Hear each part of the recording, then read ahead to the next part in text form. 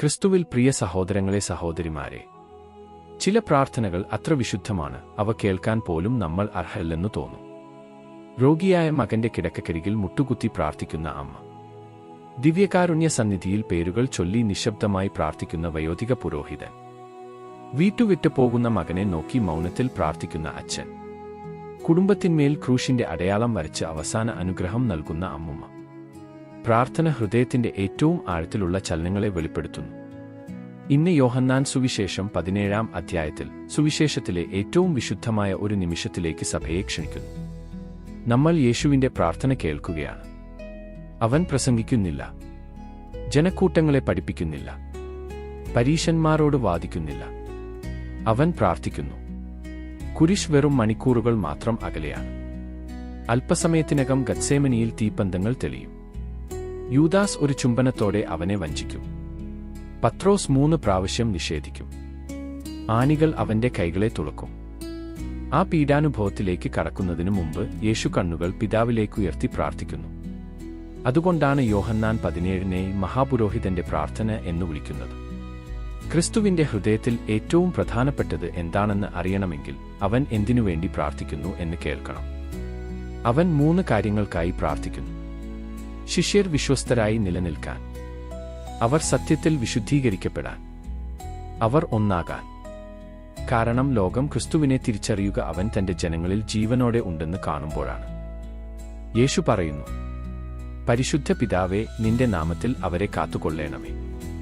ശ്രദ്ധിക്കുക, യേശു ശിഷ്യർ സമ്പന്നരാകട്ടെ എന്ന് പ്രാർത്ഥിക്കുന്നില്ല, ശക്തരാകട്ടെ എന്നും അല്ല, കഷ്ടങ്ങൾ ഇല്ലാതാകട്ടെ എന്നും അല്ല.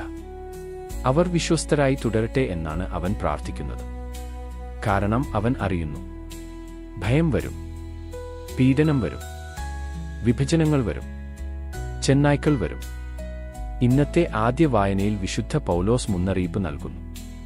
ക്രൂരമായ ചെന്നായ്ക്കൾ നിങ്ങളുടെ ഇടയിലേക്ക് കടന്നുവരും. പുറത്തുനിന്നു മാത്രമല്ല, സഭയ്ക്കുള്ളിൽ നിന്നുമാണ്. എന്തിനാണ് അവർ സത്യത്തെ വളച്ചൊടിക്കുന്നത്? ശിഷ്യരെ തങ്ങളുടെ പിന്നാലെ ആകർഷിക്കുവാൻ. ഇതാണ് ആത്മീയ അഹങ്കാരത്തിന്റെ ദുഃഖം. ഒരു യഥാർത്ഥ ഇടയൻ ആളുകളെ ക്രിസ്തുവിലേക്കാണ് നയിക്കുന്നത്. ഒരു വ്യാജ ഇടയൻ ആളുകളെ തന്റെ അടുത്തേക്കാണ് നയിക്കുന്നത്. ചിലപ്പോൾ ചെന്നായ്ക്കൾ ആടുകളുടെ വേഷത്തിലാണ് വരുന്നത്. അതിലും അപകടകരമായി ഇടയരുടെ വേഷത്തിലും. അതുകൊണ്ടാണ് യേശു പ്രാർത്ഥിക്കുന്നത്, സത്യത്തിൽ അവരെ വിശുദ്ധീകരിക്കണമേ, നിന്റെ വചനം സത്യമാണ്. വിശുദ്ധീകരിക്കുക എന്നത് ദൈവത്തിനായി വേർതിരിച്ചുവെക്കുക എന്നർത്ഥം. ബലിപീഠത്തിനായി മാറ്റിവെക്കുന്ന വിശുദ്ധ പാത്രങ്ങളെപ്പോലെ, ദൈവാരാധനയ്ക്കായി സമർപ്പിച്ചിരിക്കുന്ന ദേവാലയത്തെപ്പോലെ. യേശു ശിഷ്യരെ ലോകത്തിൽ നിന്ന് ഓടിപ്പോകാൻ വിളിക്കുന്നില്ല, ലോകത്തിനുള്ളിൽ വിശുദ്ധരായി ജീവിക്കാനാണ് വിളിക്കുന്നത്. അതുകൊണ്ടാണ് അവൻ പറയുന്നത്, അവർ ലോകത്തിൽ ഉണ്ട്, എന്നാൽ ലോകത്തിൻ്റേതല്ല. ഇതാണ് ക്രൈസ്തവ ജീവിതത്തിന്റെ വലിയ സംഘർഷം. ചിലർ ലോകത്തിൽ നിന്ന് പൂർണ്ണമായി മാറി നിൽക്കാൻ ശ്രമിക്കുന്നു. മറ്റു ചിലർ ലോകവുമായി ഇങ്ങനെ കലരുന്നു. ക്രിസ്തുവിനും ലോകത്തിനും ഇടയിൽ വ്യത്യാസം കാണാനാവുന്നില്ല. പക്ഷേ യേശു നമ്മെ വിളിക്കുന്നത് മറ്റൊന്നിലേക്കാണ്. ഒറ്റപ്പെടലിലേക്കല്ല, വഴങ്ങലിലേക്കല്ല, വിശുദ്ധീകരണത്തിലേക്കാണ്. കപ്പൽ വെള്ളത്തിൽ സഞ്ചരിക്കണം, പക്ഷേ വെള്ളം കപ്പലിനകത്ത് കയറുകയാണെങ്കിൽ അത് മുങ്ങും.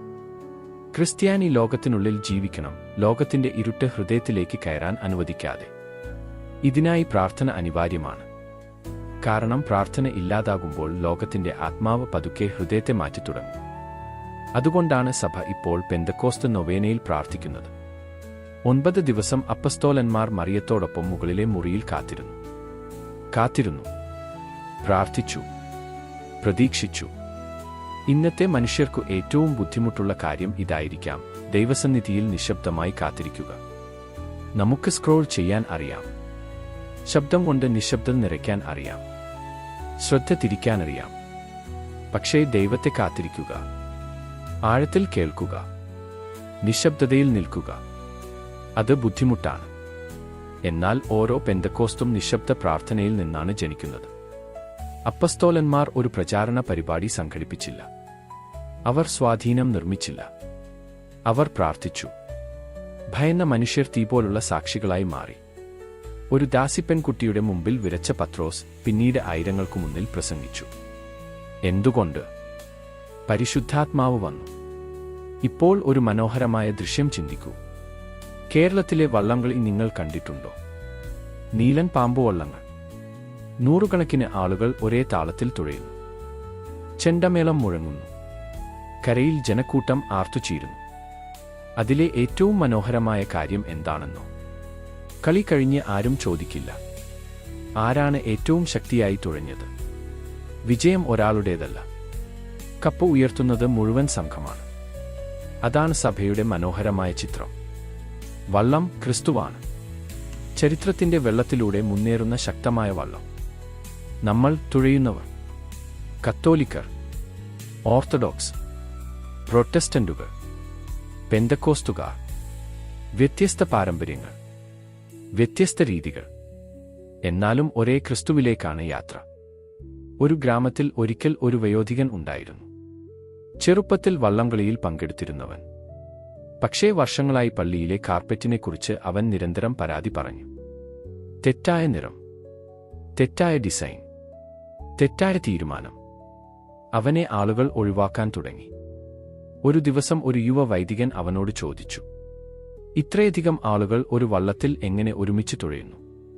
വയോധികൻ നിശബ്ദനായി. ശേഷം പറഞ്ഞു, ഒരുമിച്ചു നിൽക്കുന്നത് പരസ്പരം നോക്കിയല്ല, കേട്ടാണ്. അവൻ പറഞ്ഞു, ഒരാൾ സ്വന്തം ശക്തിയിൽ കൂടുതൽ തുഴയാൻ തുടങ്ങുമ്പോൾ വള്ളം താളം തെറ്റും. ശേഷം അവൻ മന്ദമായി പറഞ്ഞു, 2 വർഷം ഞാൻ ഈ പള്ളിക്കെതിരെ തുഴഞ്ഞു. കാരണം ഞാൻ കേൾക്കുന്നത് നിർത്തി. എത്ര സത്യമായ വാക്കുകൾ! സഭയിലും ഇതുതന്നെയാണ് സംഭവിക്കുന്നത്. നാം ക്രിസ്തുവിന്റെ താളം കേൾക്കുന്നത് നിർത്തുന്നു. നമ്മുടെ അഭിപ്രായങ്ങൾക്കായി, അഹങ്കാരത്തിനായി, സ്വകാര്യ ഇഷ്ടങ്ങൾക്കായി നാം ശക്തിയായി തുഴയുന്നു. അപ്പോൾ വള്ളം കുലുങ്ങിത്തുടങ്ങുന്നു. പക്ഷേ യേശു എല്ലാവരും ഒരുപോലെ ആകട്ടെ എന്ന് പ്രാർത്ഥിച്ചില്ല. അവൻ പ്രാർത്ഥിച്ചത്, അവർ ഒന്നായിരിക്കട്ടെ. എല്ലാവരും ഒരേ അഭിപ്രായമുള്ളതുകൊണ്ടല്ല, എല്ലാവരും ഒരേ കർത്താവിന്റെ ശബ്ദം കേൾക്കുന്നതിനാലാണ്. ഇന്ന് ലോകം വിഭജിക്കപ്പെട്ടിരിക്കുന്നു. കുടുംബങ്ങൾ വിഭജിക്കപ്പെട്ടിരിക്കുന്നു. സമൂഹങ്ങൾ വിഭജിക്കപ്പെട്ടിരിക്കുന്നു. സഭകൾ പോലും മുറിവേറ്റിരിക്കുന്നു. എന്നാലും യേശു ഇന്നും പ്രാർത്ഥിക്കുന്നു, അവർ ഒന്നായിരിക്കട്ടെ. ഒരു പ്രസംഗകൻ പറഞ്ഞ മനോഹരമായ വാക്കുണ്ട്. യേശുവിന്റെ ഒരു ഫോട്ടോ നമുക്ക് കണ്ണുകൊണ്ട് കാണാൻ കഴിയും. എന്നാൽ ലോകം ഇന്ന് യേശുവിനെ കാണേണ്ടത് സഭയിലൂടെയല്ലേ? അതിനാൽ ലോകം നമ്മെ കാണുമ്പോൾ അവന്റെ കരുണയും സ്നേഹവും സത്യവും കാണാം. വിശുദ്ധർ യേശുവിന്റെ ഏറ്റവും വ്യക്തമായ ചിത്രങ്ങളാണ്. ഇന്ന് തിരുസഭ വിശുദ്ധ ബെർണാർഡിൻ ഓഫ് സിയനയെ അനുസ്മരിക്കുന്നു. അവൻ പട്ടണങ്ങളിൽ നിന്ന് പട്ടണങ്ങളിലേക്ക് നടന്ന് യേശുവിന്റെ നാമം പ്രസംഗിച്ചു. വിഭജിക്കപ്പെട്ട ഹൃദയങ്ങൾ ഒന്നായി. കടുത്ത പാപികൾ മടങ്ങിവന്നു. എന്തുകൊണ്ട്? അവൻ പൂർണ്ണമായി ക്രിസ്തുവിനായിരുന്നു. ലോകത്തെ മാറ്റുന്നത് ബുദ്ധിമാനായ ക്രിസ്ത്യാനികൾ അല്ല, വിശുദ്ധീകരിക്കപ്പെട്ട ക്രിസ്ത്യാനികളാണ്. അവസാനം യേശു പറയുന്നു, അവരുടെ സന്തോഷം പൂർണ്ണമാകേണ്ടതെന്ന്. അതെ, കുരിശിന്റെ നിഴലും സന്തോഷം. കാരണം വിശുദ്ധി ദുഃഖമല്ല. വിശുദ്ധർ ഭൂമിയിലെ ഏറ്റവും സ്വതന്ത്രരായ ആളുകളായിരുന്നു. പാപം മനുഷ്യഹൃദയത്തെ വിരൂപമാക്കുന്നു. വിശുദ്ധി അതിനെ വീണ്ടും മനോഹരമാക്കുന്നു. അതുകൊണ്ട് ഇന്ന് നമുക്ക് സ്വയം ചോദിക്കാം, ഞാൻ ലോകത്തിന്റെ ശബ്ദമാണോ കൂടുതൽ കേൾക്കുന്നത്, അല്ലെങ്കിൽ ക്രിസ്തുവിന്റെ ശബ്ദമോ? ഞാൻ പേരിൽ മാത്രം ക്രിസ്ത്യാനിയാണോ, അല്ലെങ്കിൽ സത്യത്തിൽ വിശുദ്ധീകരിക്കപ്പെട്ടവനോ? ഈ പെന്തക്കോസ്ത് നൊവേനയിൽ ഞാൻ ആത്മാർത്ഥമായി പരിശുദ്ധാത്മാവിനെ ചോദിച്ചിട്ടുണ്ടോ? പ്രിയ സഹോദരങ്ങളെ, സഹോദരിമാരെ, യേശു ഇന്നും തന്റെ സഭയ്ക്കായി പ്രാർത്ഥിക്കുന്നു. പിതാവ് ഇന്നും തന്റെ ജനത്തെ കാത്തുസൂക്ഷിക്കുന്നു. പരിശുദ്ധാത്മാവ് ഇന്നും കാത്തിരിക്കുന്ന ഹൃദയങ്ങളിലേക്ക് ഇറങ്ങിവരുന്നു. അതുകൊണ്ട് നമുക്ക് പ്രാർത്ഥിക്കാം. കർത്താവായ യേശുവേ, വിഭജിക്കപ്പെട്ട ലോകത്തിൽ ഞങ്ങളെ വിശ്വസ്തരാക്കി നിലനിർത്തേണമേ. ചെന്നായ്ക്കളിൽ നിന്ന് ഞങ്ങളെ രക്ഷിക്കണമേ. സത്യത്തിൽ ഞങ്ങളെ വിശുദ്ധീകരിക്കണമേ. പരിശുദ്ധാത്മാവിന്റെ തീ കൊണ്ട് ഞങ്ങളെ നിറയ്ക്കണമേ. നിന്റെ രാജ്യത്തിലേക്കുള്ള യാത്രയിൽ ഒരേ ജനമായി ഒരുമിച്ച് തുഴയാൻ ഞങ്ങളെ പഠിപ്പിക്കണമേ. ആമേൻ.